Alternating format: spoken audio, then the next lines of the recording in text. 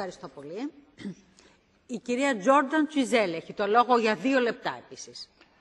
Spoštovani, katastrofa v Mehiškem zalivu je strašljiva. Kaže na pomanjkljive varnostne standarde in na premalo učinkovito ukrepanje po tem, ko se je nesreča že zgodila. Čeprav se je zgodila v ZDA, torej v okviru ameriških zakonodajnih zahtev in standardov, se moramo iz nje vsi nekaj naučiti in preprečiti morebitne podobne nesreče. Pri tem pa moramo upoštevati dejansko stanje.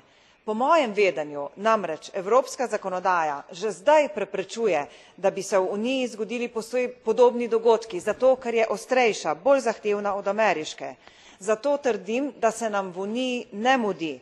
Mi ne potrebujemo časovnega pritiska, temveč moramo opraviti poglobljeno strokovno analizo vzrokov in posledic nesreče v Mehiškem zalivu. Na podlagi tega pa bomo oblikovali morebitne nove zahteve in ukrepe. Moti me besedilo v resoluciji, ki ustvarja paniko, kot na primer as early as possible, in tudi sem proti moratoriju na črpanje nafte.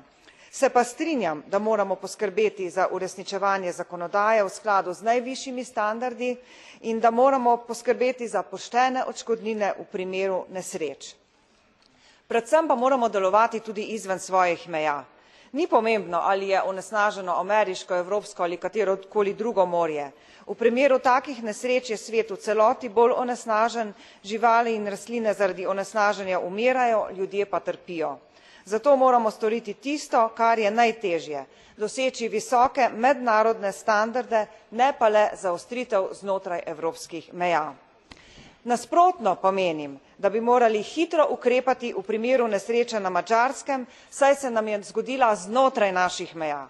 Nujno potrebujemo odgovore na vprašanja, kaj je gosta rdeča snov, je res nevarna zdravju, ali res ni na evropskem seznamu nevarnih odpadkov in kako preprečiti podobne nesreče. Hvala.